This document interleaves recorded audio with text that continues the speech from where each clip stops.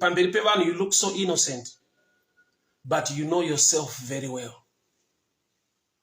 Sometimes pamberi pevanhu we look so innocent, but we know ourselves very well. Iwe uri muprofita weupenyu hwako, kutadza mukutaura, kutadza mukubata, kutadza mukufunga. Dai Mwari vatiregerera mangwanani ano. Zvinamatire pupura pamberi paMwari. Pupura nyangwe nemukati mehana yako. Lord, forgive me for every sinful nature that was in me. Chivi chinorarama munyama yangu Baba. Ndiri kuti Mwari ndiregerere kudarika kwangu kose. Chivi chakava a blockage pa blessing nefavor inofanira kuuya kwandiri. Flush it out, oh Lord Jesus. Forgive me, oh Lord. Help me to stand in thy truth, in thy word, for your blessing and your favor to be upon my life. Baba nasumudza maoko angu as a sign of total surrender. Nekuda kwekudarika nekutadza kwangu kose. Ndiwanerewo nyasha mutsvene. Chivi chiregere kudominata nekuva nesimba pakati pangu neropafadzo yangu. Every sinful nature. Baba kudarika kose kunorarama munyama. Ndakumbira kuregererwa nemi. Ndinatseiwo ndisukeyo mutsvene. Wakatendeka wakarurama Mwari wamasimba ose. Mukudarika kwangu semuno Mwari. Ndakumbira nyasha dzenyu. Nekuda kweropa rakaerera pamuchinjiko. 2. Let me open that one. Mark chapter 2. Mate balando robojia kata.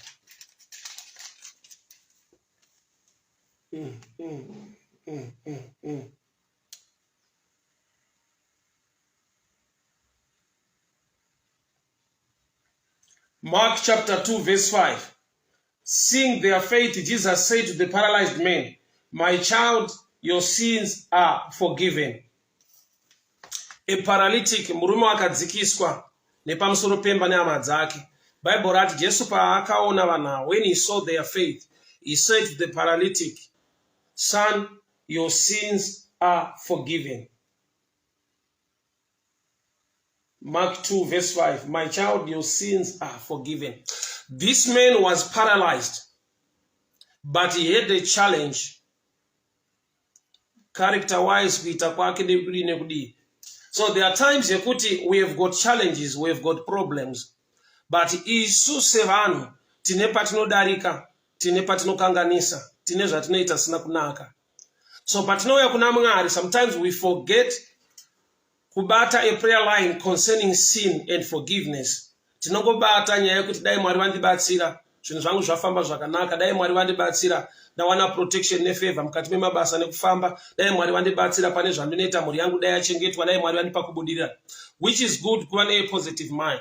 But the real foundation, the real platform, inokonzera kuflowa kwezvimwe zvese, is when your sins, zvivi, kudarika kwedu, kukundikana kwedu kose, tazviisa pamberi paMwari, tazvireurura kwavari, tazvipupura kwavari, tova ne foundation ye forgiveness. Murume uyu, a paralyzed man, akadzikiswa nehama yake. Mark chapter 2 verse 5. Achidzikiswa pana Jesu. He was paralyzed. As Bible note, Jesu paakamuona, akatanga kutaura mazwi ane chekuita nechivi, sins, nezvivi. Ati iye, your sins are forgiven. This man is paralyzed. Chaauya kuna Jesu healing. But Jesu spiritually unotarisa. Oti zvivi zvako zvaregererwa. So that there are times ekuti sin inova a blockage to what God wants to do in your life. Sin chivi chinova icho chinodzivisa zviri kuda kuitwa naMwari muupenyu hwako, muupenyu hwangu. So mangwanani ano munamato wako newangu ndewokuti, Lord, forgive me. Baba ndachema kwamuri. Baba ndiregerere kudarika kwangu kose. Chivi chinorarama munyama yangu, chivi chinorwa neupenyu hwangu. Ndiri kunamata. Mutsvene wakatendeka, mutsvene wakarurama, Mwari wamasimba ose. Ndataura nyasha nekubata kwenyu, sekureva kwamunoita mushoko renyu, kuti vanouya kwamuri vachizvidurura nekuchema kutadza kwavo, muri Mwari unovanzwa uye unoregerera. Baba ndiri kunamata every sin, kutadza mukuziva, kutadza mukusaziva, kudarika kwedu kose Baba, ropa renyu Kristu Jesu ritinatse, ropa renyu Jesu Kristu ritisuke, tinatseyo, tigoneseyo Mwari, tisimbiseyo, tichengeteyo Jehovha, ropa renyu Jesu pamusoro peupenyu hwangu, ropa renyu Jesu pamusoro pemhuri yangu, mukudarika kwedu kose semhuri, mukutadza kwedu kose sevabereki, mukutadza kwedu kose sevana, Mwari wangu ndanamata, ndakumbira kwamuri mutsvene nekuda kweropa rakaerera pamuchinjikwa, nokuti ropa renyu rinonatsa nekusuka zvivi zvose. Imi munoti uyai kwandiri makaneta makaremerwa, Baba mukuremerwa nekuneta mukurarama zvisingafadze imi Mwari. We pray for your forgiveness. Forgive us our Lord. Forgive us, O Lord. Forgive us, O Lord. Kuregererwa nemi Mwari tachema kwamuri mangwanani ano. Mutsvene wakatendeka, mutsvene wakatendeka, mutsvene wakarurama. Tinokupai mbiri nekukuremekedzai nokuti munotida. Iyemi Baba makaisa hwaro wokuregererwa kwevanhu nekuda kweropa raKristu Jesu. Tinotenda kuropa remwanakomana wenyu rakaerera pamuchinjikwa. Tisukeiwo, tinatseiwo Baba. Tachema kwamuri mangwanani ano. Forgive us, O Lord, forgive us, O Lord. Wash me, O Lord, by thy blood. Strengthen me by your favor and your grace to stand on your word and on the truth. In the name that is above every name. In the mighty name of Jesus Christ of Nazareth. Mutsvene wakatendeka, Mwari wakarurama. Zvivi zvinova a blockage to my blessing. Zvivi zvinova a blockage to my favor. Zvivi zvinova a blockage to whatever God wants to do in my life. Cleanse me, O Lord. Cleanse me, O Lord. Muromo wangu unopupura kuti ndiri mutadzi pamberi penyu Mwari, sezvinorehwa mushoko renyu mubhuku raJohani, kuti unoreva nhema uyo unoti haana kutadza. Baba ndinokumbira kuregererwa pazvivi zvangu zvose mukudarika kwangu kwose Mwari, mukuita mukuziva nekuita mukusaziva. Ndiwanireiwo nyasha mangwanani ano Baba, ndiwanireiwo nyasha mangwanani ano Jehovha, ndiwanireiwo nyasha mutsvene wakatendeka wakarurama, ndiwanireiwo nyasha Mwari wamasimba ose, mutsvene Baba, mangwanani ano takumbira nyasha nekugona kwenyu Baba, kuregererwa nekugoneswa nemi Mwari, nokuti munotida, nokuti munotirwira, nokuti munotichengeta, nokuti munotigonesa. Mutsvene wakatendeka wakarurama Mwari wamasimba ose, tanamata mangwanani ano Mwari wangu, kuregererwa kwezvivi nekudarika kwedu kose, nokuti muri Mwari une nyasha, une tsitsi neupenyu hwedu, nekuda kweropa rakaerera pamuchinjikwa, nekuda kweropa raKristu Jesu rakaerera paKalvari. Almighty God, ancient of days, tiregerereiwo Mwari kudarika kwedu kose, tiregerereiwo Baba, every sin inova a hindrance to my blessing, every sin inova a hindrance to my blessing. Baba ndachema kwamuri mangwanani ano, kuregererwa Baba. I pray for forgiveness, the washing away of sin against my life. Chivi chakamira pamberi pemhuri yangu, kudzinza kwangu, kumusha kwandinobva Mwari wangu, ndinokumbira kuregererwa nemi Baba. Ndanamata on behalf of my family. Ndanamata on behalf of my family. Kumuri kwandinoberekwa Baba, kumuri kwandinoberekwa Mwari wangu, zvivi zvemadzitateguru kudarika kwedu kose, zvivi zvinotevera ropa nedzinza, ndiri kunamata Mwari wangu, kuregererwa nemi Baba. Tikanganireiwo Jehovha, nokuti imi kana matikanganira tinova vatsvene zvakare pamberi penyu. Mutsvene wakatendeka. Father, in the mighty name of Jesus. Father, in the mighty name of Jesus. Rabashata labosa, metetele boshia tatalamonde, mariga daya sole goshia kata, rebosha yaka la konde rebosukendaya, menta baladia sako bajaliga dayase, menta bareka de la bazando roboshikendiata, ibaba jayaga dalando reboshia kate, mante baradiata kobo jalika tayanda labosa, menta talabosha la bazanda riata talakonde, rededele bojaliga basata la monde, marabadeka de la bazuga daya kopa jaliga dayasa. Mark chapter 2 verse 5. Murume anga ari paralyzed, anga aunzwa nehama dzake kuna Jesu, akamudzikisa pamusoro pemba. Chavari kuinga nechavari kuda kuporeswa, nokuti murume uyu unorwara, une dambudziko.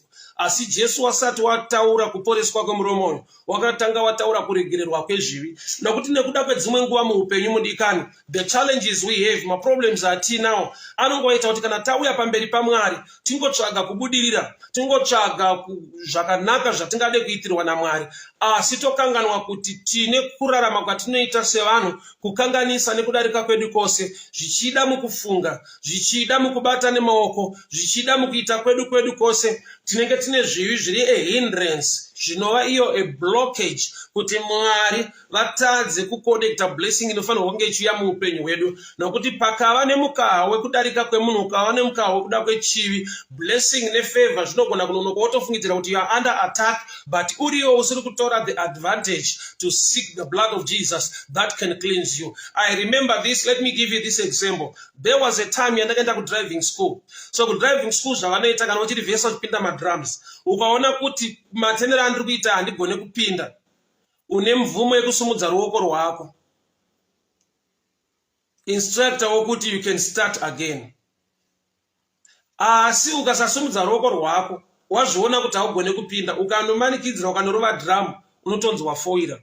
Chakufoirisa chii? Hakusi kutadza kupinda madrums chete, asi kuti kutadza kushandisa mukana uri available for you to raise your hand so that an instructor will give you another opportunity. Ikodzero yako yekuwana umwe mukana to reverse again kuti unyatsopinda zvakanaka. So I take that picture as the picture ibasa rakabatwa pamuchinjikwa neropa raKristu. Tiri vanhu tinokanganisa mukutaura, tiri vanhu tinokanganisa mukuita, tiri vanhu mukurarama nemukuita kwese, kumadzinza nekumhuri dzatinobva kune zvivi zviripo zvikuita stand against us. So muromo wako une a right yekupupura, muromo wako une right yekukumbira forgiveness, nokuti Mwari uri ready to forgive those who ask, vanokumbira kubva kwaari, nokuti ropa racho riripo rinotinatsa. Chinzwaka, vanhu vanogona kusakukanganwira, kusakuregerera, asi take advantage yekuti Kristu Jesu Mwari muridzi woupenyu is ready to forgive you. What you need to do is to raise your hand and surrender. So zvandangotara zvinoitwa kudriving school. When you raise your hand, the instructor unokupa an opportunity to try again. Ukasasumudza ruoko rwako, ukamanikidzira kupinda kwarova drum, unofoira. Chiri kukufoirisa hausi udofo, chiri kukufoirisa uri kutadza kushanda nemikana inogona kuita kuti ubudirire. The door is still open.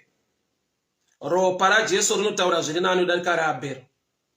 The door is still open. As long you are still alive, muromo wako uchiri kutaura. Take this opportunity this morning to pray unto the Lord, to ask for forgiveness. Hakuna usingatadzi, hakuna usingakanganise. Bible rinoti kuti ukati hauna kutadza, the epistles of John, uri murevi wenhema. Ukati hauna kutadza kana kuti hautadze, uri murevi wenhema. So zvokwadi ndeyekuti semunhu unokundikana, unotadza kutaura, unotadza mukuita, unotadza mukufunga, unotadza nyangwe nemukusaziva. Munhu asingazive hazvina kuti atadze, even munhu anotambudzika. There are times yekuti ndise scripture yandaverenga, focus yemurume kana kuti yevarume vatakura hama yavo chida kuendesa kuna Jesu ndeyekungoti dai akaporeswa, dai akabatsirwa. But paasvika pana Jesu, and son, your sins are forgiven. Chivi chipi chaitwa nemunhu ari paralyzed, munhu anotongotakurwawo hake, ndechipi chivi chaaita munhu? Asi ivo Mwari bedzi ndo vanoziva kudarika kwemunhu. So sometimes pamberi pevanhu you look so innocent, but you know yourself very well. Sometimes pamberi pevanhu we look so innocent, but we know ourselves very well. Iwe uri muprofita woupenyu hwako. Kutadza mukutaura, kutadza mukubata, kutadza mukufunga. Dai Mwari vatiregerera mangwanani ano. Zvinamatire, pupura pamberi paMwari. Pupura nyangwe nemukati mehana yako. Lord, forgive me for every sinful nature that was in me. Chivi chinorarama munyama yangu Baba, ndiri kuti Mwari ndiregerere kudarika kwangu kwose. Chivi chakava a blockage pa blessing nefavor inofanira kuuya kwandiri. Flush it out, oh Lord Jesus. Forgive me, oh Lord. Help me to stand in thy truth, in thy word, for your blessing and your favor to be upon my life. Baba, nasumudza maoko angu as a sign of total surrender. Nekuda kwekudarika nekutadza kwangu kwose. Ndiwanirewo nyasha mutsvene. Chivi chiregere kudominata nekuva nesimba pakati pangu neropafadzo yangu. Every sinful nature, Baba, kudarika kwose kunorarama munyama, ndakumbira kuregererwa nemi, ndakumbira kuregererwa nemi. Ndinatseiwo ndisukeyo mutsvene, wakatendeka wakarurama Mwari wamasimba ose. Mukudarika kwangu semunhu Mwari, ndakumbira nyasha dzenyu nekuda kweropa rakaerera pamuchinjikwa. Forgive me, O Lord. In the mighty name of Jesus. Amen and amen. Mukutendeka nekururama kwawe Mwari, ukapupura nemuromo wako. He is ready. He is willing to forgive. Tenda kuti Mwari vakuregerera. Ndinotenda kuti Mwari vandiregerera. Ndinotenda kuti ndichamira muzvokwadi yaMwari uye Mwari vachindigonesa nekundisimbisa. Father, we thank you for forgiveness. We thank you for the blood that was shed at Calvary. Ndakutendai Mwari nekuda kwenyasha. Ndakutendai nekuda kwerudo, ndakutendai nekuda kwekukanganirwa kwangu. Mutsvene wakatendeka, mbiri ndaisa kwamuri nekukuremekedzai. Nyasha nekubata kwenyu kukuru kunoshamisa. Mutsvene wakarurama Mwari wamasimba ose. Ndakupai mbiri nekukuremekedzai mangwanani ano. Muzita raJesu Kristu eNazareta. Amen. So the Bible says, murume uyu paakaregererwa, Mark chapter 2, verse 5. Seeing their faith, Jesus said to the paralyzed man, "Son, your sins are forgiven." But some of the teachers of the religious law who were sitting, they thought to themselves, "What is he saying? This is blasphemy. Only God can forgive sins." Jesus knew immediately what they were thinking, so he asked them, "Why do you question this in your hearts? Which one is easier, to say your sins are forgiven, or stand up, pick up your mat and walk? So I will prove to you that the Son of Man has authority on earth to forgive sins." Then turned to the paralyzed man and said, "Stand up, pick up your mat and go home." So ndona matataiona ka order yekuti chakatanga is the forgiveness of sins. Chakatevera is the miracle healing iri kutsvagwa iri kudiwa nemurume anga ari paralyzed. Akasimuka ndokubva afamba akaenda. People of God, God is ready to bless. He is ready to protect. The favor of the Lord is ready to rest upon your head. But here is the order yatawana kubva kuna Mark chapter 2 verse 5. After the forgiveness of sins, the paralyzed man was healed. Father, I pray, whatever mudikani chauri kudesire mangwanani anu, whatever chaunoshuwira ngachizadzikiswe, nyasha ngadzidururwe. Nekuda kwokuti Mwari unokukanga right there in the same house. After this man was forgiven, the blessing was pronounced upon his life. I pronounce a blessing upon your life.